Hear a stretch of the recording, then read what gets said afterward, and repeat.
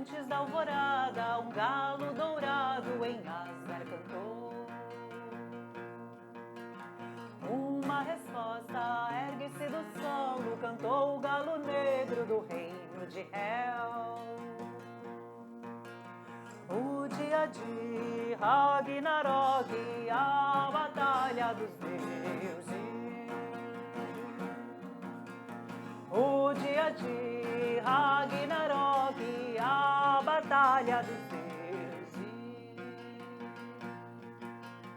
No fundo da terra, o dragão Nidhogg roía as raízes da árvore do mundo.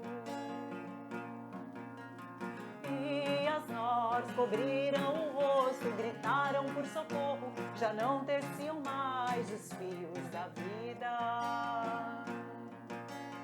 O dia de Ragnarok, a batalha dos deuses.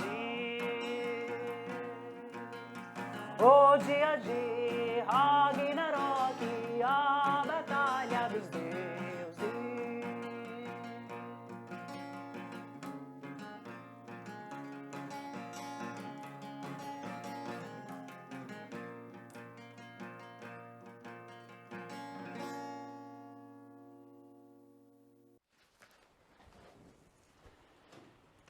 Lamentosamente, a vida, apesar de tudo, continuou sem Balder. O tempo passou e novamente era dia de festa de Aegir. Todos os deuses e deusas foram convidados ao seu castelo e com eles muitos elfos. Thor não pôde comparecer porque lutava com devoradores e duendes. Aegir havia preparado uma grande festa. Havia ouro no forno, chifres de bebidas rolavam pela mesa e os servos serviam mais comida que os convidados podiam aguentar. Todos estavam se divertindo com palavras de amor para o anfitrião e todos os seus servos. Mas Loki novamente se encheu de ciúmes. Ninguém lhe dizia palavras amáveis ou ouvia as coisas engenhosas que ele dizia. Por fim, num acesso de fúria, ele pulou sobre um dos servos e o matou. Todos o Aesir se levantaram, não podiam fazer nada contra ele, pois a presença de Odin já tornava o castelo um lugar sagrado. Além disso, ele era irmão de sangue de Odin, mas eles o expulsaram. Com má vontade, Loki saiu do castelo e ficou ouvindo a conversa lá dentro. Os deuses novamente se alegravam, se elogiavam, mas Loki não ouviu nenhuma palavra sobre si mesmo, sobre ele. Entrou, foi até Odin, pediu para ser ouvido. Pediu para ser servido. Querido irmão Odin, você esqueceu que no começo dos tempos prometemos que nunca fôssemos aceitar um favor sem que este favor também fosse oferecido ao outro? Mas quem está me oferecendo um chifre cheio de líquido gostoso? Então Odin ficou sem jeito. Ofereceram um chifre para Loki, e Loki tomou e começou a falar desaforo para todos. E quando Odin tentou voltar para falar, Loki, acalme-se. Você não é tão poderoso quanto pensa que faz com que nós acreditemos? Loki, fique quieto. Eu já vi você agindo como uma fêmea. Quem é a mãe do meu cavalo Sleipnir a não ser você?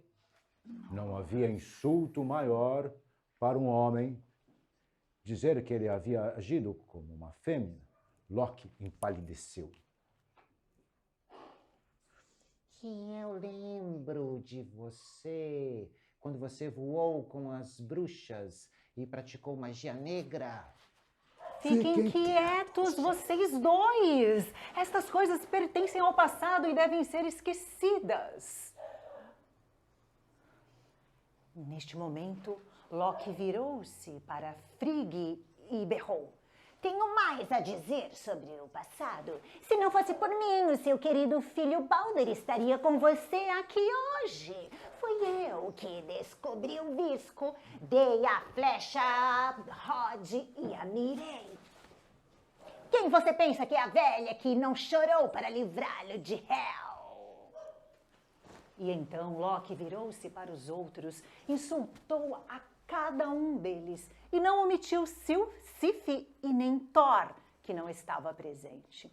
Mas esqueceu que Thor sempre aparecia, que o seu nome era falado. E Thor chegou com o martelo, mas Loki temia o martelo de Thor e rapidamente virou para fugir, mas não antes de também provocar Thor. Poderoso Thor! Você não foi tão poderoso assim quando dormiu na mitene do Devorador.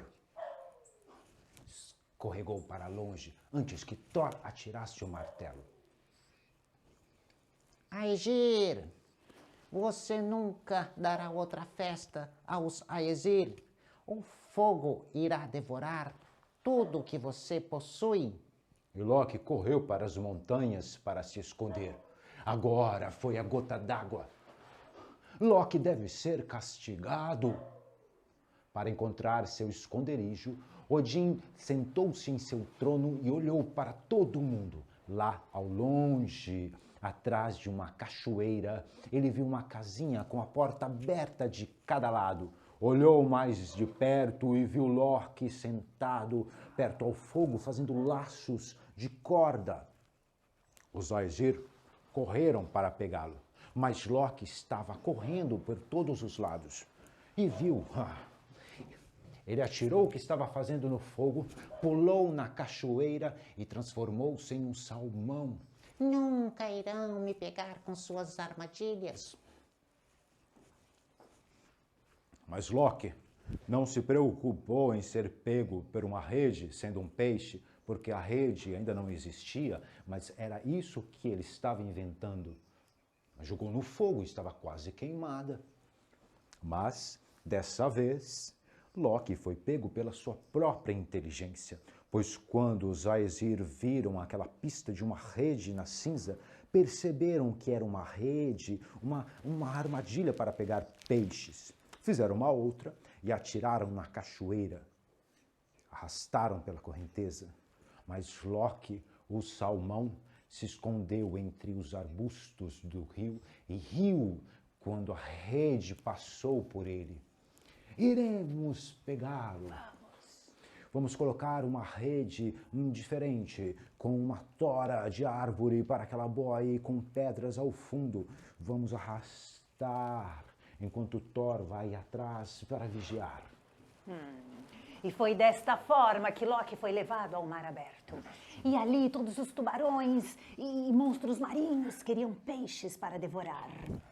Mas Loki virou-se e tentou nadar na direção oposta. Deu um pulo desesperado sob o topo da rede, mas a mão de Thor o alcançou e o segurou pela cauda escorregadia. Os Aesir não tiveram piedade. Voltaram Loki à sua forma original e o arremessaram em uma caverna escura e terrível. Colocaram entre 3 lanças afiadas, amarraram firmemente e colocaram uma serpente venenosa sob a sua cabeça para que o veneno pingasse em seu rosto. E ali ele ficou para sofrer. Segum, a sua esposa leal ficou com ele, tentando diminuir a sua dor. Ela pegava o veneno no copo, mas quando ele ficava cheio, ela tinha que tirar e o veneno pingava na pele de Loki, que gritava e o mundo todo tremia. Os homens rezavam contra aquele terremoto. Mas em Asgard, os Aesir lembravam-se de Balder e davam as costas, severos.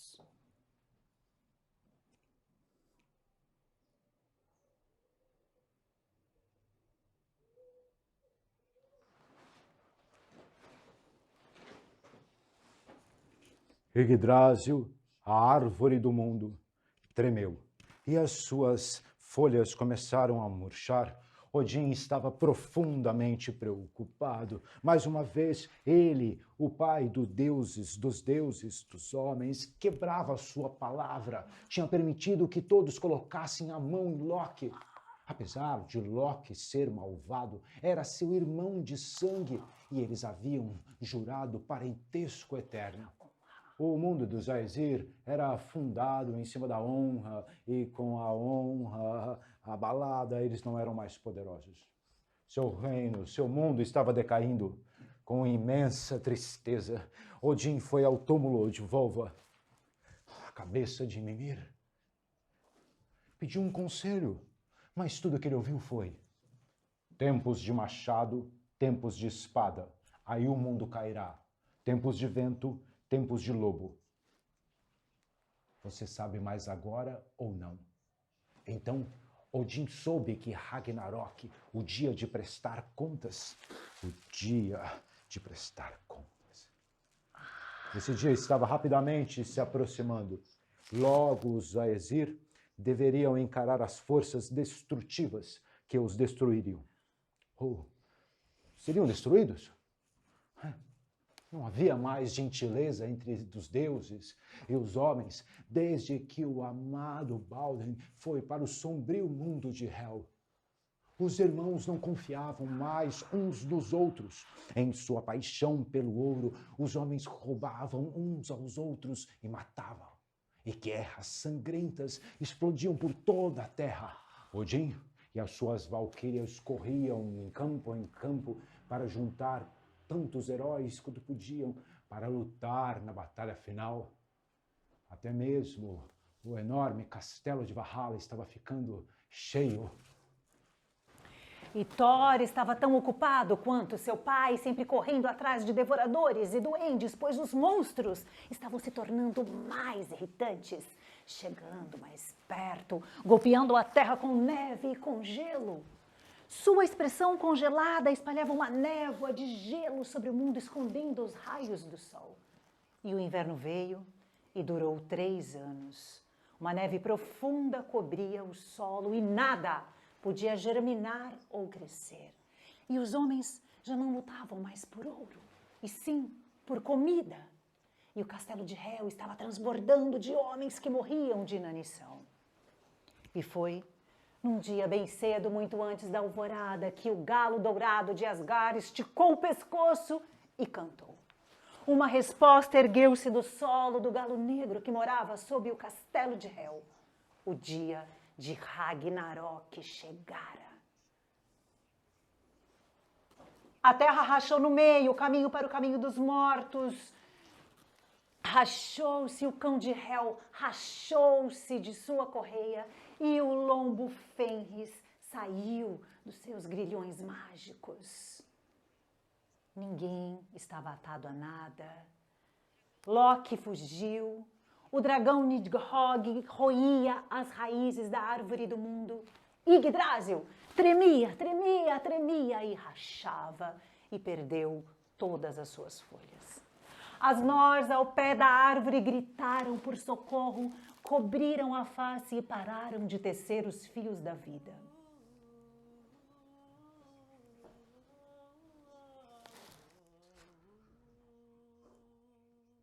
De seu posto de observação, Heimdall, a ponte do arco-íris, viam seus inimigos vindo de todas as direções.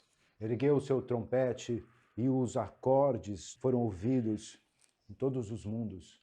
E os Aesir Pegaram seus instrumentos de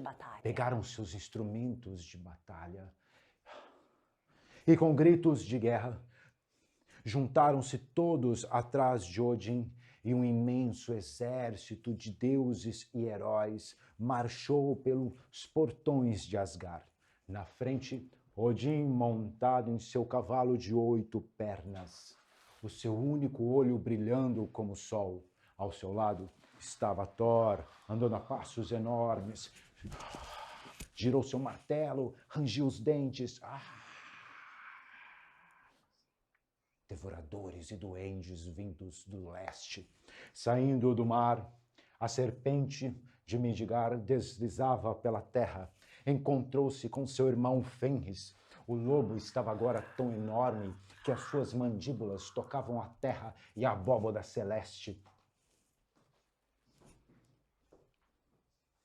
E se houvesse mais espaço, eles iriam alcançar ainda mais. Lado a lado, os dois monstros avançavam. Do norte veio um navio demoníaco. Suas laterais estavam cobertas de garras. E ele era guiado por uma tripulação de fantasmas. No leme, dirigindo o barco, estava Loki, que tinha voltado para vingar-se. O estrondo dos monstros eram tão altos que a abóboda celeste partiu-se. E na fenda apareceu Sufi, o rei de Muspelheim, com sua espada de chamas que ateava fogo em tudo que ele tocava. E ele corria em direção a Bifrost, a ponte de arco-íris, e hordas de demônios do fogo, todos indo contra Asgard. Mas quando eles pisaram na ponte brilhante, ela se quebrou e caiu. Surte e seus guerreiros então caíram no grande campo, o maior do mundo. Com 100 milhas de comprimento e 100 de larguras, era um campo apropriado para a batalha de deuses e gigantes.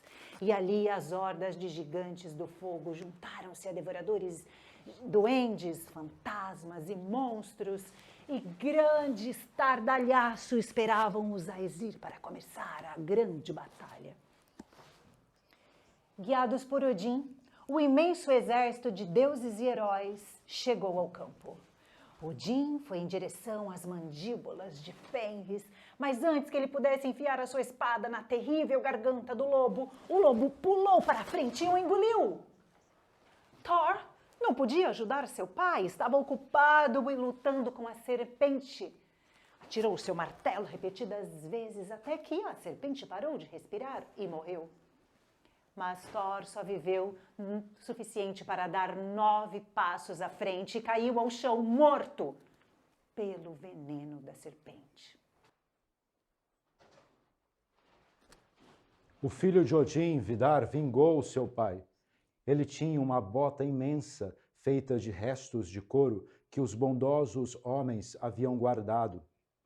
Quando ele saltou e golpeou a boca, arrancou a mandíbula.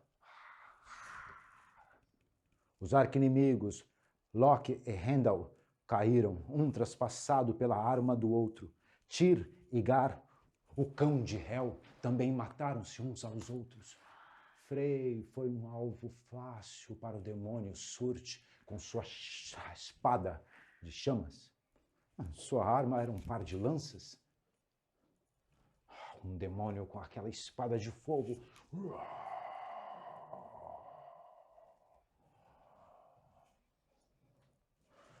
Um imenso exército de Odin havia lutado com todos com muita coragem. Apesar dos devoradores e duendes os golpearem com blocos de gelo, com montanhas, e por fim a batalha terminou. A maioria dos Aesir, todos os guerreiros de Odin estavam mortos. O choro das deusas foi ouvido em todo o mundo. Então, os 2 devoradores que estavam transformados em lobo alcançaram o sol e a lua. O mundo dos Aesir estava mergulhado na escuridão e Yggdrasil, a árvore do mundo, caiu. Surte ergueu a sua espada de chama. O mar ergueu-se sobre as montanhas e caiu sobre a terra. As estrelas foram arrancadas do céu e a terra em chama desapareceu sob as chamas. E os castelos tombaram. Das profundezas surgiu Nidhogg, o dragão da destruição. Por um momento observou o mundo e mergulhou de volta.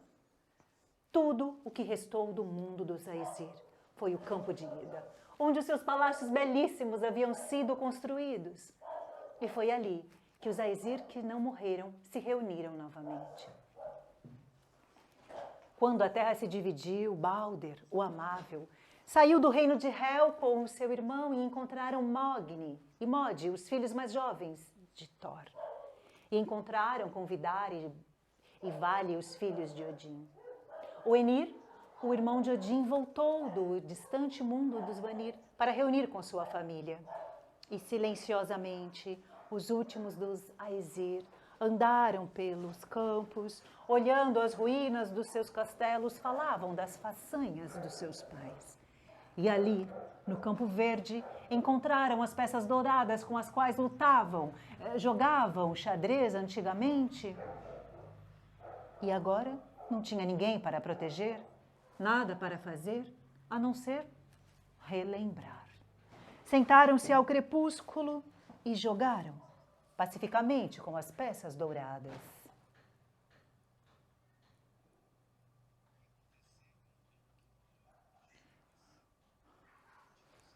Aconteceu então que um novo dia nasceu. Antes de ser engolido pelo devorador que estava transformado em lobo, o sol teve um filho. O pequeno filho ficou tão grande, tão cintilante quanto seu pai havia sido. Ergueu-se no céu uma nova lua e novas estrelas apareceram e um novo arco-íris no mar. E lentamente surgiu uma nova terra surgindo do mar. Ela era pequena e amável, e lá as sementes germinavam. As águias voavam num céu azul cristalino. Novamente os animais apareciam pelas florestas e campos, e os peixes nadavam no mar. Então saíram de um túmulo secreto uma donzela e um jovem. Eles eram Lif e Lif-Hazir, vida e a vontade perseverante de viver. Apenas eles dois haviam escapado de toda aquela destruição de Ragnarok e esconderam-se sobre as cascas das árvores e encontraram alimento no orvalho da manhã. Seus descendentes povoaram a nova terra.